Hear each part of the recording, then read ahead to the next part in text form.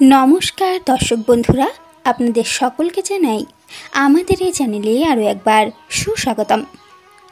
बंधुरा आज आमरा एई भिडियोर माध्यमे जेने नेब जे आगत पवित्र अक्षय तृतीयार दिन एमन कि टोटका बा उपाय रयेछे जेगुली करले लक्ष्मी लाभ होबे, आपनार काछे चुम्बकेर मतो अर्थ आसते थाकबे, मा लक्ष्मीर अशेष कृपा प्राप्त करते पारबेन एबं আপনি এই দিন যা করবেন না কেন সেটি চিরতরে অক্ষয় হয়ে থাকবে। আশা করছি আজকের এই তথ্য আপনাদের ভালো লাগবে।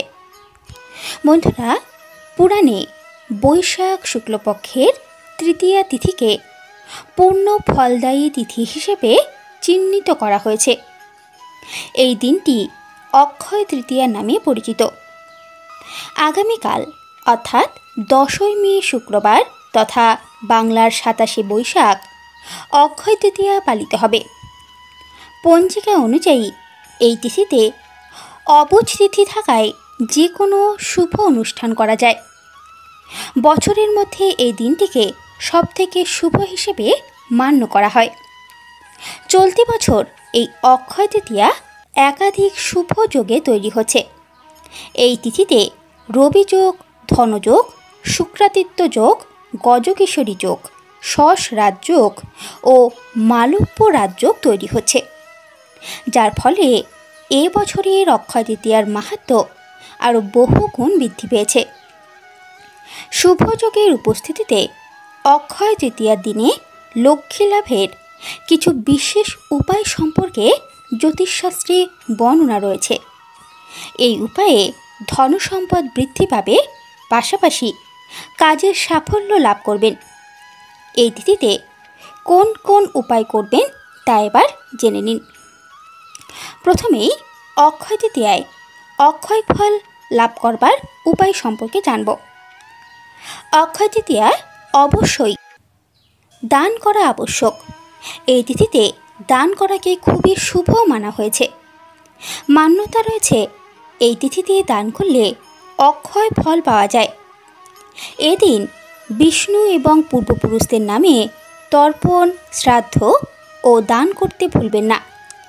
এই তিথিতে মাটির কলসি, দুধ, দই, চাল, ছাতু, পায়েস, সাজগোজের জিনিস ভরে দান করুন।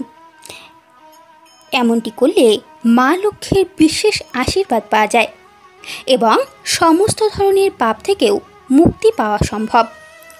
এবং এই তিথিতে যেহেতু দান করাকে সবথেকে পবিত্র মানা হয়েছে, তাই আপনি যদি চান এই অক্ষয় তৃতীয়ার পবিত্র দিনে আপনার কর্ম অক্ষয় হয়ে থাকুক, তাহলে অবশ্যই দান কর্ম করে অক্ষয় পুণ্যি সঞ্চয় করে রাখুন আপনার খাতায়।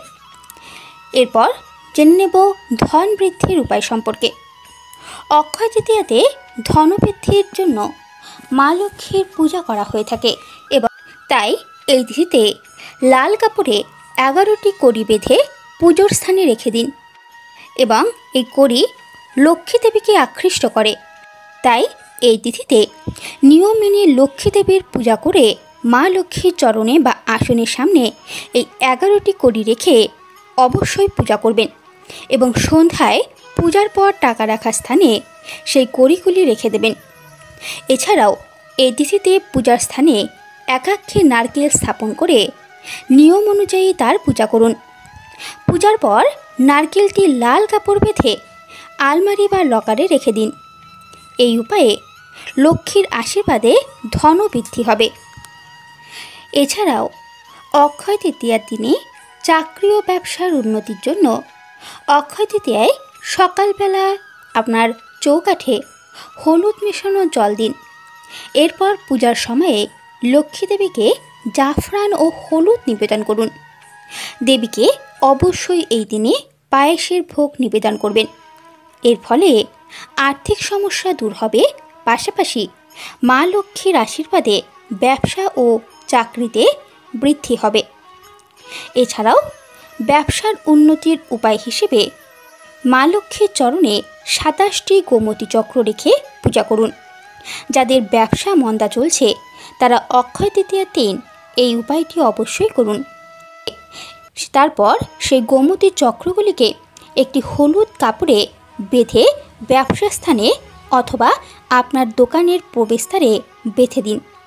এর ফলে মা লক্ষ্মীর আশীর্বাদ বৃদ্ধি হবে। এর পাশাপাশি প্রত্যাশিত লাভ অর্জন করতে পারবেন। এছাড়াও হিন্দু ধর্মে অক্ষয় তৃতীয়ার দিনটির বিশেষ গুরুত্ব রয়েছে, তাই এই দিনে সোনার উপর কেনাকাটা করুন।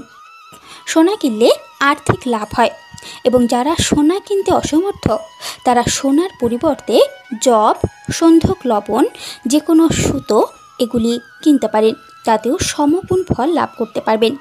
সেই সঙ্গে ভগবান বিষ্ণুর পূজা করুন এবং যেহেতু এই অক্ষয় তৃতীয়া 10ই মে পড়ছে এবং এই দিনটি রয়েছে শুক্রবার, আর এই দিনটি যেহেতু ভগবান বিষ্ণুর উদ্দেশ্যে সমর্পিত দিন, তাই এই দিনে উপোস করে ভগবান বিষ্ণুকে ভোগ নিবেদন করুন, সাথে মা লক্ষ্মীরও পূজা করুন। এমনটি করলে আপনারা অবশ্যই দ্বিগুণ ফল পাবেন। বন্ধুরা, আশা করছি আজকের এই তথ্য আপনাদের ভালো লেগেছে। যদি ভিডিওটি ভালো লেগে থাকে তাহলে লাইক, শেয়ার এবং সাবস্ক্রাইব করতে কিন্তু ভুলবেন না এবং অক্ষয় তৃতীয়ার এই পবিত্র তিথিতে অবশ্যই অক্ষয় প্রাপ্তির উদ্দেশ্যে এই উপায় বা টোটকাগুলি করে লাভবান হবেন এই কামনাই করছি।